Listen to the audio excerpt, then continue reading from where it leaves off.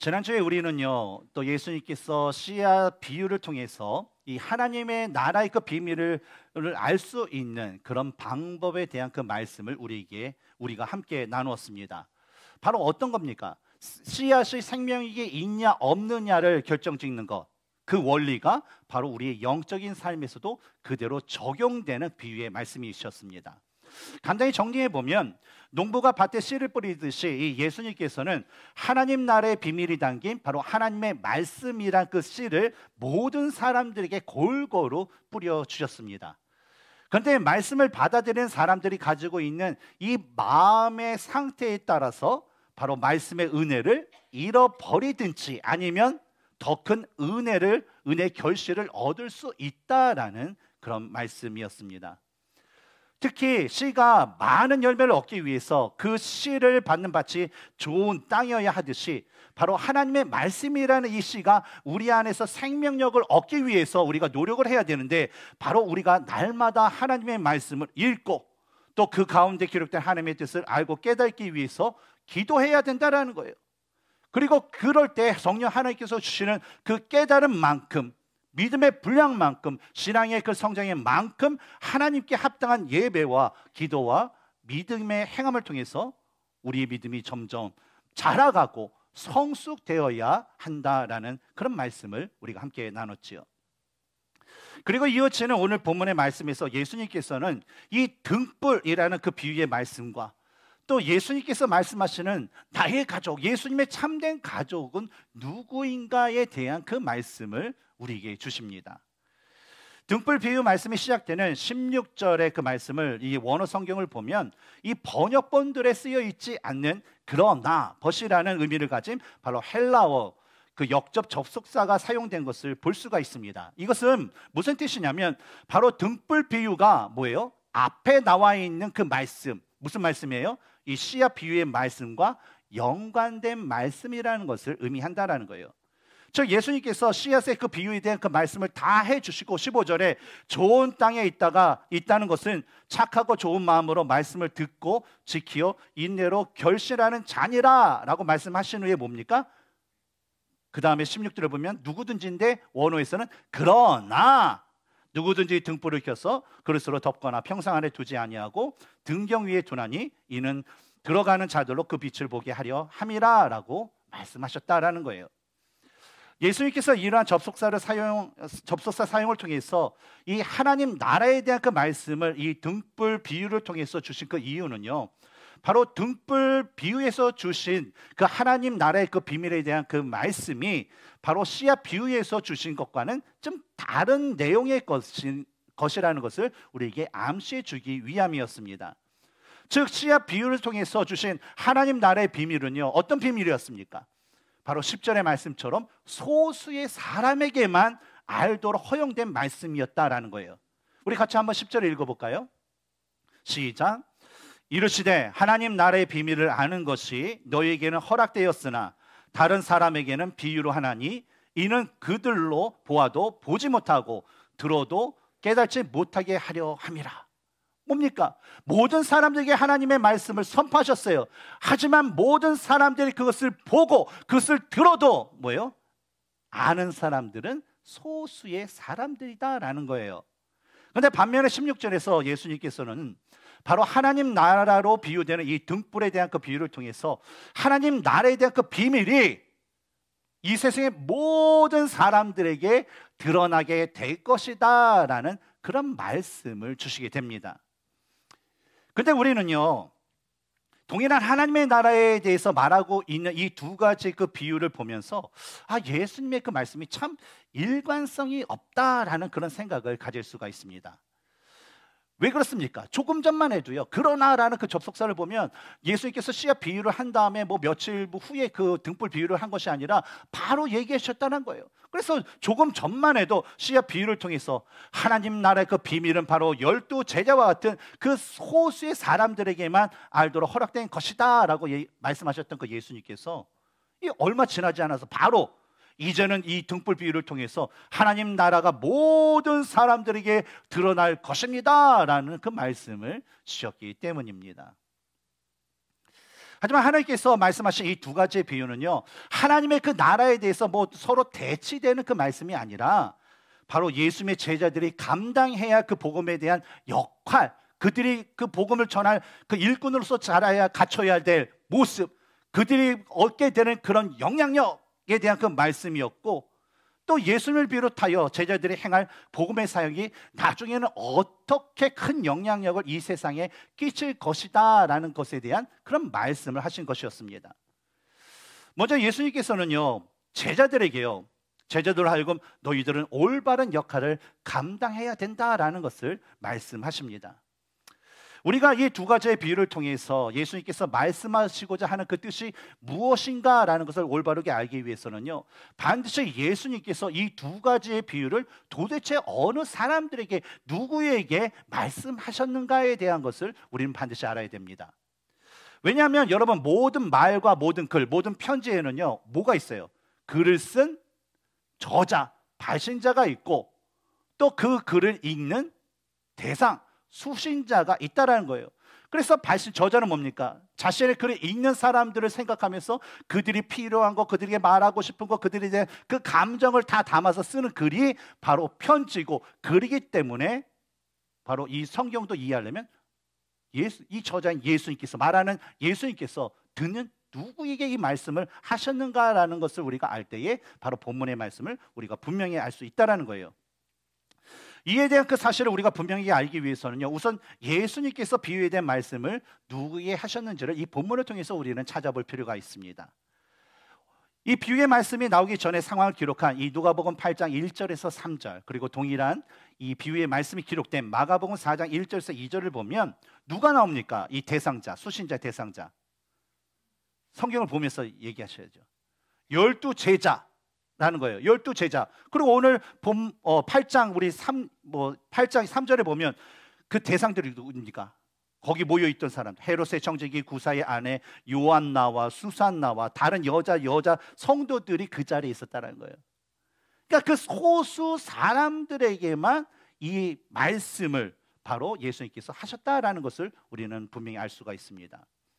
그런데 예수님께서 그들에게 예수님의 제자들이 가져야 할 올바른 역할에 대해서 말씀하실 그 이유는요, 예수님의 12제자들을 포함하여서 그 당시에 이 본문에 나와 있는 예수님을 따르는 그 수많은 사람들 중에서는요, 가룟 유다와 같이 어떤 자신의 유익과 호기심에 의해서 그저 예수님을 따르는 사람도 있었기 때문이라는 거예요. 여러분, 가룟 유다는 예수님의 택함을 받던 12제자였어요. 하지만 가룟 유다는 예수님을 온전히 믿는 제자였습니까? 대답이 없어요. 아니죠. 왜 그렇죠? 예수님을 팔아먹은 배반자가 됐어요. 그리고 예수님께서 말씀하신 그 교회 가운데 이 교회가 이제 이 7집사를 세우게 됐어요. 근데 7집사 중에서 여러분, 그 7명이 다 하나님의 신실한 종이 되었습니까? 성경을 읽어보면 마지막으로 언급되는 니골라라는 그 집사는요, 나중에 우리가 바울의 서신이나 그런 데 보면 뭐예요? 니골라 당이라는 그 이단의 우두머리가 되는 사람이었다는 거예요. 비록 예수님을 믿는다라고, 예수님을 따른다라고 왔지만 그 모든 사람들이 다 예수님께 합당한 사람은 아니었다는 거예요. 예수님의 말씀을 전하는 그 공간에 있었지만 그 모든 사람들이 예수님의 말씀을 온전히 믿고 따르는 사람은 아니었다라는 것이죠. 따라서 예수님께서는 이 비유들의 그 말씀을 통해서 제자로서의 올바른 역할을 감당하기 위해서는 먼저 제자는 예수님의 말씀을 온전히 믿고 깨닫는 자들이 되어야 한다라는 것을 바로 비유의 말씀을 통해서 말씀하신 것입니다. 예수님께서는 자신을 따르는 자들에게 말씀하시기를, 농부가 밭에 씨를 뿌리듯 예수님께서 하나님 나라의 비밀이 담긴 이 하나님의 말씀이라는 그 씨를 각 사람들에게 뿌려주셨다라고 말씀하세요. 하지만 이 씨가 떨어진 땅인 각 사람들의 마음이 딱딱하게 굳어진 길가와 같은 마음이었는지, 아니면 바위와 가시더기가 가득한 땅이었는지, 아니면 좋은 땅과 같은 그런 땅이었는지에 따라서 그 결과는 다른 결과를 얻게 된다라고 말씀하셨다는 거예요. 예수님께서 이런 결과를 얻게 하실 그 이유는요, 우리가 좀 전에 읽었듯이 10절에 이르시되 하나님 나라의 비밀을 아는 것이 너희에게는 허락되었으나 다른 사람에게는 비유로 하나니 이는 그들로 보아도 보지 못하고 들어도 깨닫지 못하게 하려 함이라라는 그 말씀처럼 바로 소수의 사람들, 즉 하나님께서 선택하시고 복음의 그런 사역 가운데 사용하실 그 12 제자와 소수의 일꾼들에게만 알도록 전하셨기 때문이었습니다. 근데 이런 사람들은 도대체 지금 어떤 사람이냐? 우리가 정확하게 더 자세하게 살펴보면 15절에 보면 좋은 땅에 있다라는 것은 뭡니까? 착하고 좋은 마음으로 말씀을 듣고 지키어 뭡니까? 인내로 결실하는 자니라라는 그 말씀처럼 예수님께 대한 착하고 좋은 마음을 가진 사람들에게만 알도록 그 첫 번째 비유의 말씀을 주셨다라는 거예요. 근데 여러분, 예수님께 착하고 좋은 마음은요, 여러분 우리 직분으로서 그게 감당할까요? 저와 같은 이 목사면 다 예수님께 대한 착하고 좋은 마음을 갖고 있을까요? 우리 안수 집사님이고 또 안수 집사님을 은퇴하시고 사역 집사님이라면 그냥 그 직분 자체로도 그냥 뭐 예수님께 착하고 선한 그 마음을 가졌다라고 우리는 볼 수 있을까요? 교회에서 20년, 30년 신앙생활을 했어요. 모범적 개근상도 받았어요. 출석 다 하고. 그럼 그분들도 그 모습을 보고 예수님께 착하고 선한 마음을 가졌다라고 생각할 수 있을까요? 아니죠. 그렇지 않아요. 왜냐하면 종교성이 우리 신앙을 보장하지 않기 때문입니다. 그런데 예수님께 진짜 하나님 보시기에 진짜 착하고 좋은 마음을 가진 그 일꾼들에게 이 말씀을 전하심으로 인해서 그 일꾼들이 이 예수님의 그 말씀을 배우고 훈련받으면서 점점 그들이 복음의 일꾼으로 자라나게 하기 위해서 바로 그 비유의 첫 번째 비유의 말씀을 주셨다라는 거예요. 그리고 이어지는 이 등불 비유의 말씀에서 예수님께서는 뭐라고 얘기하시냐면 등불을 켜는 이유가 빛을 감추기 위한 것이 아니라 들어가는 자들로 하여금 그 빛을 보고 들어가게 하기 위해서 그 등불이 필요하다라고 말씀합니다. 이 동일한 말씀이 기록된 마태복음 5장 15절을 보면 이 마태의 경우에는요, 그 빛 등불로 인해서 집안의 모든 것들이 다 비치게 한다라고 그렇게 기록을 하고 있습니다. 근데 이 누가의 경우에는 어떻게 표현합니까? 집에 들어오는 사람들이 등불을 볼 수 있도록 하기 위한 것이다라고 말씀하고 있어요. 근데 이와 같이 이 누가와 마태가 약간은 그 다른 표현을 하고 있는 이유는, 마태는 지금 이 마태복음을 쓴 이유는 뭡니까? 누구를 대상으로 쓴 거예요? 마태복음은 유대인들을 대상으로 쓴 거예요. 유대인들을 대상으로 썼기 때문에 그냥 유대의 그 생활 환경에 따라서 그걸 표현한 거예요. 근데 누가는 어떻습니까? 누가복음을 쓴 이유는 뭐예요? 이방인들에게 예수 그리스도에 대한 복음을 전하기 위해서 쓴 거기 때문에 바로 이 누가는요, 당시 헬라인들이 살고 있는 그 가옥, 집 구조를 이렇게 반영하여서 바로 그 우리 등불이 필요하고 그들이 이제 집에 들어가면 이 등불을 비춰서 그 안으로 이렇게 들어가야 되는 그런 모습을 비추면서 그 예수를 통해서 바로 먼저 믿는 자들이 이방인에서 이제 예수님의 복음을 듣고 믿고 그리스도인이 되려는 하는 자들의 그런 등불이 되어야 된다라는 것을 말씀해 주고 있는 것입니다. 이에 대해서 예수님께서는 18절에서 다음과 같이 말씀하십니다. 같이 읽어볼까요? 시작. 그러므로 너희가 어떻게 듣는가 스스로 삼가라. 누구든지 있는 자는 받겠고 없는 자는 그 있는 줄로 아는 것까지 빼앗기리라 하시니라. 이 구절에서 여러분 스스로 삼가라라는 그 말은 어떤 말이냐면 스스로 식별하라, 구별하라 라는 그런 의미를 가지고 있습니다. 그런데 한글 성경에서는 이 문장이 어떻게 되냐면 그러므로 너희가 어떻게 듣는가 스스로 삼가라라는 그 순서로 되어 있습니다. 하지만 원본 헬라 성경에서는 어떻게 되냐면 이 한글 성경과 어순이 다르게 뭐냐면 그러므로 스스로 삼가라 너희가 어떻게 듣는가라고 되어 있다라는 거예요. 그럼 뭐냐면 이 헬라 성경에서는 바로 스스로 삼가라, 스스로 식별하라라는 그 의미를 더 강조를 하고 있다라는 거예요. 따라서 예수님의 말씀을 듣는 이 12 제자들과 따르는 그 사람들이 가져야 그 중요한 태도는 그 말씀을 듣되 뭐 예수님의 말씀을 듣되 아니면 어떤 전도자로 듣되 누군가 듣되 그 말씀을 스스로 올바르게 식별할 수 있어야 된다는 거예요. 어떻게 식별해요? 그냥 어떤 말씀을 듣고 좋은 말씀이야, 진짜 감동적이었어 하면서 어떤 그 말씀에 대한 어떤 감동과 은혜로만 만족하는 것이 아니라 이 말씀이 진짜 하나님의 말씀인가를 먼저 분별해야 되고, 그 말씀을 자신의 그런 마음밭에 비춰보면서 내가 진짜 이 말씀대로 합당한 그런 삶을 살고 있는지, 말씀에 합당한 모습을 갖고 있는지, 바로 자신의 그 마음밭이 어떤가에 대한 그 식별을 할 수 있어야 된다라는 거예요. 그리고 잘못된 것은 어때요? 반성할 줄 아는 그런 사람이 되어야 된다는 거죠. 그러고 나서 내가 좋은 영적인 열매를 맺기 위해서 내 마음밭은 어떻게, 내 마음과 내 자세와 내 삶을 어떻게 만들어 가야지 될지에 대해서 어때요? 고민하고 기도하면서 그 말씀이 원하시는 대로 나의 태도의 그 변화를 갖고 그 말씀에 합당한 행동으로 이어져야 한다라는 것입니다. 왜냐하면 이런 식별함의 그런 삶이 없을 때는 뭐라고 해요? 예수님께서 뭐라고 하셨나요? 이런 식별함이 없을 때 스스로 삼가라. 그렇지 않으면 뭐라고 해요? 우리가 이미 얻었던 말씀의 은혜조차도 잃어버리게 된다라는 거예요. 그래서 우리는 식별하는 그런 모습을 가져야 된다는 것입니다.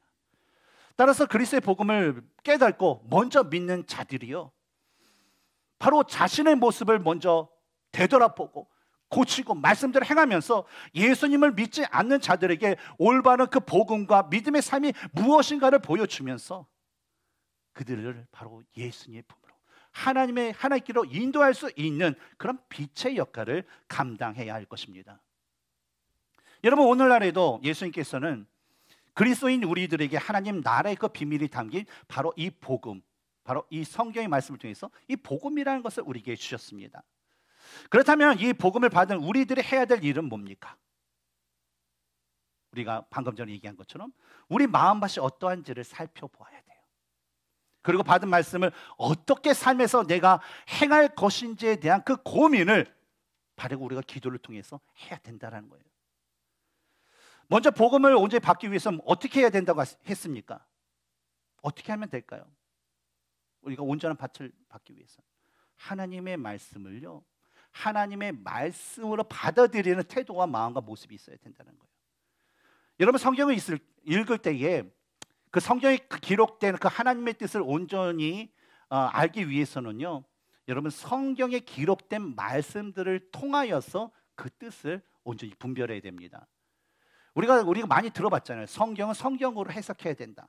그래서 신학생들 신학교에서 배우는 것 중에 하나가 뭐냐면, 여러분, 어떤 헬라 단어가 하나가 있어요. 근데 헬라어에는 여러 가지 단어가 있어요. 근데 그것을 뜻을 온전히 하기 위해서는요, 성경 전체에서 이 단어가 어느 의미로 많이 사용됐는지에 대한 쫙 하게 됩니다. 그러면 구약서부터 신약까지 그 관련된 게 탁 나와요. 그러면 가장 합당한 게 뭐냐면, 만약에 용서라는 이 단어가 있어요. 근데 이 용서라는 단어가 어떤 의미를 많이 썼는가에 대한 그 단어를 찰 때, 성경에서 이 단어는 주로 이런 것에 포커스를 해서 많이 쓰이는가라는 것을 우리가 알고 그것을 해석하게 됩니다. 그런 것처럼 어때요? 그리고 구약은 어때요? 신약을 통해서 우리가 해석을 하고, 신약은 구약의 말씀을 통해서 해석하는 것이 올바르다라는 거예요. 왜냐하면 여러분, 예수님께서도요, 이 땅에 오셔서 하나님의 나라에 대한 것, 또 천국에 대한 것, 천국 시민에 대한 여러 가지 그 복음의 말씀을 하실 때 예수님께서 하신 방법이 뭐였어요? 하나님께서 구약 선지자들을 통해서 주신 그 말씀을 인용하셔서 예수님께서 설명을 해주셨다라는 거예요. 왜냐하면 하나님의 뜻을 이 세상에 어떤 그 위대한 학자의 학문이나 사상이나 이념으로는요, 이 하나님의 말씀을 절대 깨달을 수 없고요, 오직 하나님의 말씀으로만 바로 우리는 이 성경을 알 수 있기 때문입니다. 그러나 때때로요, 이 하나님의 말씀을 하나님의 말씀으로 해석하지 않고 그 뜻을 알기보다는요, 그냥 내가 복음을 주장하는 그런 사람들이 종종 있습니다. 내가 복음 뭘 얘기해요? 내가 말하는 게 진리라는 거예요. 내가 말하는 게 옳다라는 주장이죠. 그 내가 복음이에요. 그런데 오늘날 이러한 내가 복음을 주장하는 대표적인 그 사람이 있는데, 한국에 요즘에 다시 매스컴에 등장하기 시작하는데, 도올 김용옥이라는 이 종교 철학자가 있습니다. 그 사람이 바로 내가 복음을 주장하고 있어요. 그리고 또한 어떤 사람들이 그렇습니까? 많은 이단자들이요, 바로 내가 복음, 그 교주들이 내가 복음을 주장하면서 사람들을 거짓된 진리로 미혹하고 있다라는 거예요. 그래서 우리가 나누는 이 본문의 말씀을 통해서 그들의 마음을 우리가 찾아볼 때, 그들의 마음은 어떤 마음이냐? 바로 길가와 바위와 가시떨기가 같은 그 밭을 가진 자들로 결코 좋은 열매를 맺을 수 없는 그런 사람들이고, 그들은 결코 하나님 나라로 가는 진리의 길로 인도하는 빛의 역할을 할 수 없는 사람들이라는 거예요. 그러므로 여러분, 제가 다시 한번 반복해서 강조하지만요, 우리가 하나님의 말씀을 스스로 읽고 배우고 기도하는 일에 힘쓸 때요, 우리의 그 마음의 밭은요, 성령 하나님의 은혜로 날마다 좋은 밭으로 만들어질 수밖에 없고, 그 마음밭에서 우리는 믿음의 싹을 틔우고 진리의 말씀을 분별하며 그에 합당한 열매, 또 열매인 바로 예배, 또 기도, 믿음의 행함을 통해서 진짜 하나님께서 원하시는 그런 성령의 열매를 맺을 수 있도록 우리는 우리 삶을 그런 삶으로 살아가야 될 줄 믿습니다. 두 번째로 여러분, 우리가 복음의 사명을 온전히 감당할 때 예수님께서는 그 복음의 영향이 온 세상에 임할 것이다 라고 말씀하셨어요. 예수님께서 주신 첫 번째 비유인 씨앗 비유가 이 복음의 일꾼들이 가져야 할 어떤 그 태도, 그리고 그들의 삶 가운데서 일어나는 100배, 60배, 30배의 그 영향력, 그 성장, 그 결과가 일어난다라는 것을 말씀해 주셨다면, 두 번째 비유인 등불 비유는요, 이러한 제자들, 하나님의 말씀을 온전히 받는 마음밭을 갖고 그거로 인하여서 영적으로 성장하고 또 자란 그 사람들이 전한 선포한 그 하나님의 그 복음의 영향력이 어떻게 될 것이다 라는 것을 바로 등불 비유를 통해서 말씀해 주신 거예요. 이에 대해서 우리 17절 말씀에서 다음과 같이 얘기하고 있는데, 같이 한번 읽어보겠습니다. 시작. 숨은 것이 장차 드러나지 아니할 것이 없고 감추인 것이 장차 알려지고 나타나지 않을 것이 없느니라. 예수님의 그 공생의 그 사역을 보면 초반의 그 사역의 특징은 무엇이었습니까? 항상 예수님께 비유적인 말씀을 하시면서 어때요? 일부 사람들에게만 그걸 알게 하셨어요. 뭐 치유를 해주셔도 야 이거 얘기하지 마. 어떤 말씀하셔도 야 이거 얘기하지 마. 라는 얘기를 하셨어요. 그렇지 않습니까?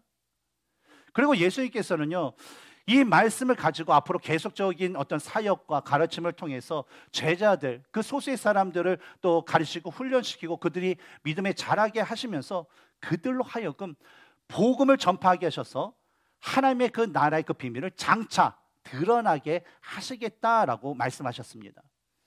왜냐하면 현재 이 말씀을 듣고 있는 12 제자들의 상태는 어떨까요?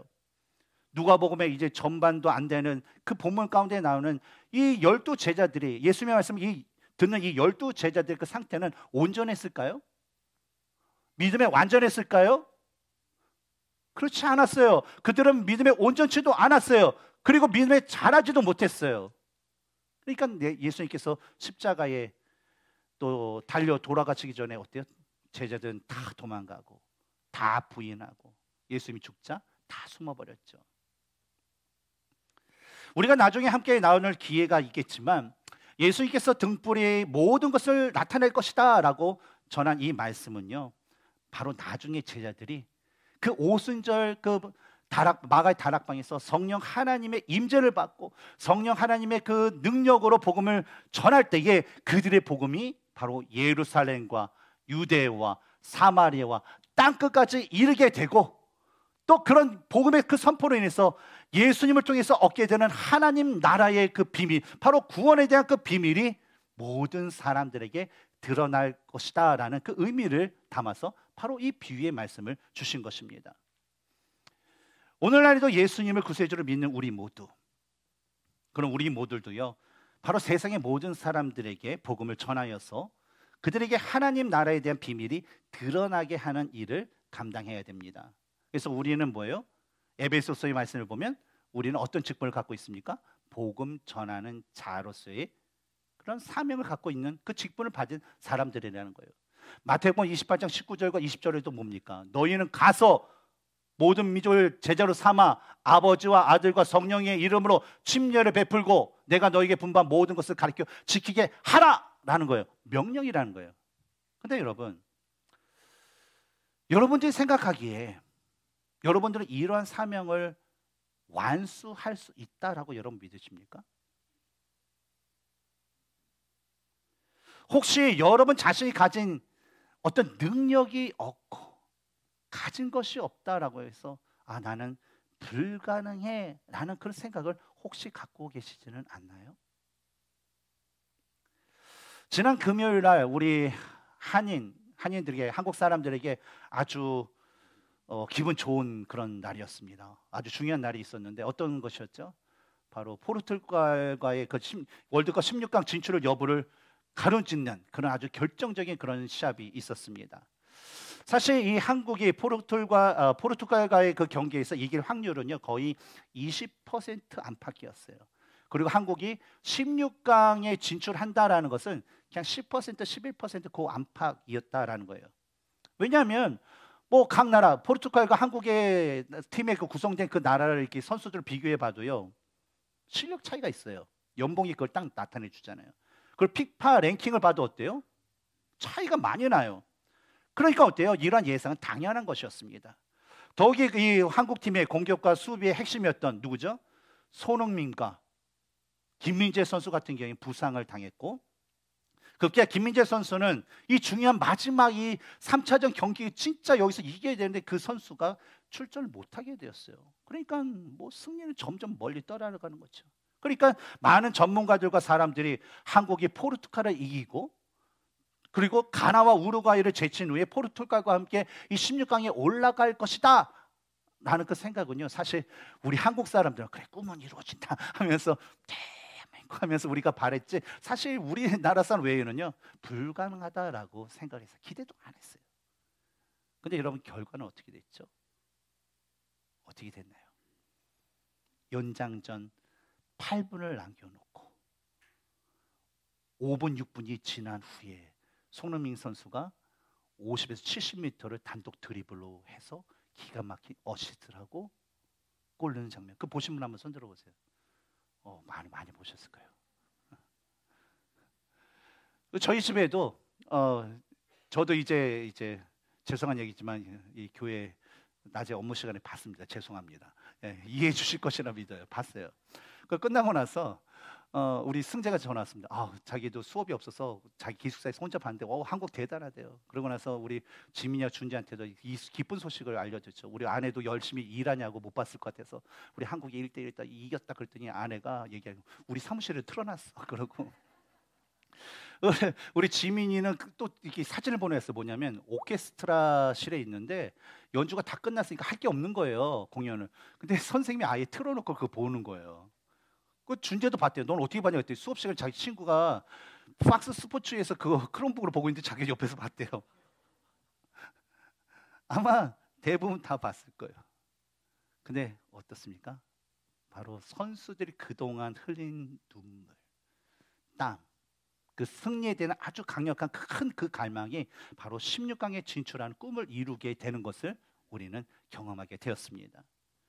마찬가지로 우리가 알고 이해하는 그 복음의 분량이 적고 또 우리가 가진 어떤 힘과 또 용기가 부족하여서 복음을 세상에 우리가 드러내고 또 전하는 그 일을 하기에는 우리가 부족하다라고 생각을 할 수가 있습니다. 좀 세상에서 내가 좀 남들이 인정하는 지위가 좀 높고 세상에서 내가 좀 가진 것이 많고 내가 이 세상에서 좀 힘 좀 있다면 내가 그런 일도 좀 해볼만 할 것 같은데 내 현실의 모습을 딱 봤을 때는 불가능해, 있을 수 없어 라고 생각을 할 수 있다는 거예요. 그러나 여러분, 우리가 말씀과 기도로 하나님께 나아가 성령의 그 충만함을 받을 때 우리는요 바로 성령께서 주시는 바로 그 힘과 능력으로 그 모든 것을 감당할 수 있습니다. 왜냐하면 여러분 복음의 사역이라는 것은요 세상의 힘과 세상의 돈과 세상의 능력으로 하는 것이 아니라 바로 성령 하나님께서 주시는 그 은혜를 받은 자만이 감당할 수 있는 일이고 그 성령 하나님의 능력으로 모든 사람들이 하나님의 나라의 그 비밀을 알 수 있게 하기 때문입니다. 그러므로 우리가 예수님의 제자로서 갖추어야 할 그 마음밭 그리고 태도 또 우리가 그 행함을 가져야 돼요. 그래서 여러분 귀에 딱지가 들어 말씀 읽으세요, 기도하세요, 큐티도 하세요, 봉사도 하세요 라고 얘기하는 거예요. 그런 생활을 하면서 날마다 예수님 안에서 거하면서 우리가 성령 하나님을 의지하면서 그분의 역사를 소망하는 삶을 살아야 될 것입니다. 그런데 이와 같이 예수님께서 이 두 가지의 비유의 말씀을 통해서 제자들이 올바른 마음으로 복음을 받아들여 복음의 사명을 감당하고 그 그 복음을 통해서 모든 이들에게 하나님의 나라가 드러나게 하라라고 말씀을 하신 그 이유는요, 이러한 예수님의 말씀을 지켜 행하는 자, 즉 하나님의 말씀을 지켜 행하는 자만이 바로 예수님께서 뭐라고 해요? 그들이 바로 내 가족이다라고 여기시고 말씀하시기 때문이라는 거예요. 우리 다 같이 21절 읽어볼까요? 시작. 예수께서 대답하여 가라사대 내 모친과 내 동생들은 곧 하나님의 말씀을 듣고 행하는 이 사람들이라 하시니라. 어떤 사람이 예수님의 어머니고 형제들이라고요? 하나님의 말씀을 듣고 행하는 사람들. 여러분 19절에 나오는 예수님의 어머니와 동생들이 예수님을 찾아온 이유가 뭔가요? 예수님께서 뭐 큰 이적을 행하시고 하나님의 나라에 대한 말씀을 아주 권위 있게 하니까 나도 듣고 싶어. 내 아들이 듣는 하나님의 말씀을 듣고 싶어. 우리 형이 하는 그런 이적을 보고 싶어. 하나님 말씀을 듣고 싶어. 보여주세요 하면서 그 예수님이 계신 곳에 온 건가요? 아니었어요.